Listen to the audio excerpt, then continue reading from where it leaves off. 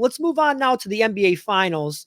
Boston was the favorite coming into the series, up 2-0 right now, commanding lead in the series, in the driver's seat as we now head to Dallas for a couple games. Now, in my opinion, the story of this series so far has been more about what the Mavericks have not been able to do rather than what the Celtics have been able to do.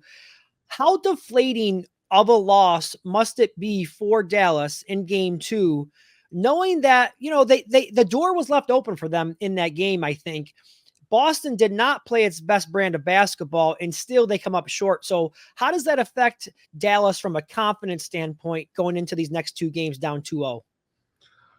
Well, I think because of Luka Doncic and Kyrie Irving and their experience as well as their talent level, I don't think that they're lacking any confidence. But I think to the broader point that you're making, it's a concern that they couldn't win game 2 because it shows that there is a clear divide between how good the Celtics can be and how good the Mavericks can be. And in game 2, you saw at least up through 3 quarters, Luka Doncic playing his absolute best basketball. You also saw Jason Tatum not shoot the ball well, and that was a prime opportunity for Dallas to steal a win on the road, and it still wasn't enough. The reasons: Kyrie Irving hasn't shown up to play this at the same caliber that he's shown in earlier playoff rounds, as well as the Mavericks supporting cast. And I think in short term, the Mavericks can bounce back in game 3 because they're at home. I would suspect that their role players and Kyrie will play better because of that. But I don't think that that's sustainable moving forward. And when you look at Boston, they can afford Jason Tatum not having his best scoring performance because he's improved as a playmaker. He showed that in game 2, his willingness to embrace a playmaking role. But I think the bigger part is they have more reinforcements. They can lean on Jaylen Brown. They can lean on Kristaps Porzingis, even only playing 2 games since being out for the previous 10 with a calf injury. They can lean on Derek White. They can also lean on their defensive identity, where they're so versatile on both ends of the floor, starting with Drew Holiday. That simply put, they just have more reinforcements and more margin for error for if one of their star players doesn't have a good performance. And with the Mavericks case, it appeared up until this point that they turned a corner, that it wasn't just about Luka and no one else. They have a stronger supporting cast. But so far against Boston, that hasn't been the case at all. Kyrie's been a no-show, and so is the rest of the team besides Luka. Yeah, you mentioned Boston's depth, and we've seen that on full display here so far in the first 2 games of this series. You mentioned Tatum not playing his best either, shooting only 31% from the field and 29% from 3-point range. So, they're definitely not getting the best version of Tatum. And you talked about it. It's the 3rd, the 4th, the 5th options for the Celtics, guys off the bench. They have, so many weapons out there at all times. What can Dallas do to try to slow down, all of the different options, the balanced attack by Boston? Or do you think they're just outmanned and this could be a very long series for them? Yeah, I don't know what they can really do defensively because, to your point, they have so much depth.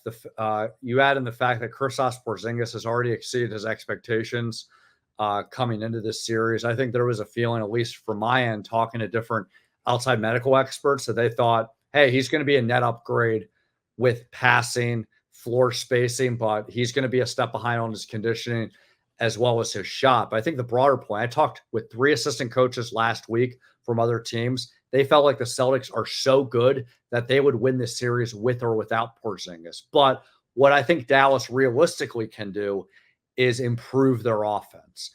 Have Kyrie Irving and PJ Washington, most in particular, hit shots that they haven't been able to make in games 1 and 2. But I think the other bigger thing is they got to play at a different pace. They're playing a slow down, ISO heavy offense centered on Luka Doncic, and that's effective, but I don't think it is good against Boston. They got to play at a faster pace. I know Indiana, they got swept against Boston, but I think that had more to do with the fact that Tyrese Halliburton was hurt for most of the series and the fact that they just didn't have the same roster. But I think that looking at Dallas's roster, they have a better chance for success if they try to play at a faster pace than just getting bogged down in a half-court offense, because that allows Boston to relax a little bit, get set and be more organized in half court sets.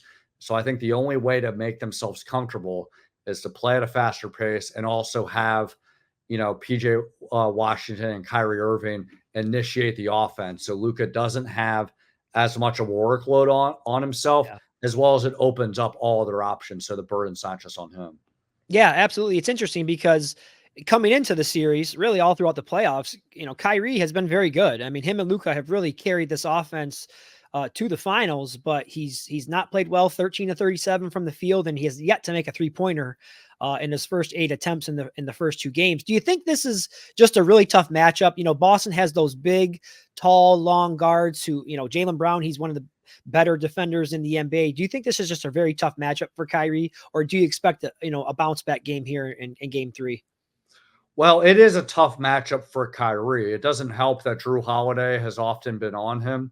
And I think he's one of the best defenders in the league. But I think that Dallas should have been doing what one assistant coach anticipated, where Luka and Kyrie would be hunting favorable matchups so that they wouldn't have someone like Drew Holiday guarding them, and so that they can kind of manipulate the game a little bit. Now, that's obviously easier said than done because Boston has such great defensive schemes and they're very organized. But I think that they have to, be a little bit more deliberative with hunting the right matchups, but also playing at a faster pace. So again, they don't have the same kind of time necessary to stay organized.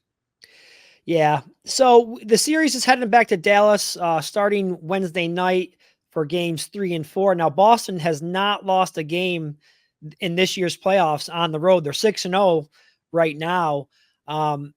With the next 2 games being in Dallas, do you think they have a chance, or do you think we could be, getting set up here for a sweep, or do you think it's possible we do see a game 5? What do you think about the next couple games here?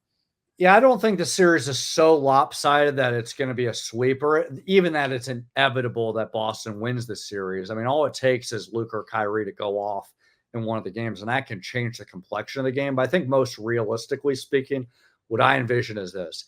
Dallas has a bounce back performance in game 3 with Kyrie, with PJ Washington. And I also think that Boston, it will let its guard down a little bit because we've seen Boston do that when they don't feel as challenged. So I think that's good enough for Dallas to take game 3. But I don't think it's sustainable beyond that. I think that after that, Boston will regroup and they won't mess around and they'll put away game 4 and then they'll wind up winning the 5th game because they're at home and they don't want to mess around and make the series longer than it needs to be. Yeah, I agree with you. We have seen Boston get a little bit, lackadaisical or bored, whatever you want to call it. But yeah, I agree with you there. So we'll see. Hopefully we'll get a little bit of length in this series because, as fans, we want to see a little bit more. So Mark Medina, everybody, NBA Insider, we thank you so much for your insight and your time tonight. And thanks for coming on with us today. I have and appreciate you. And it's always fun talking NBA with you.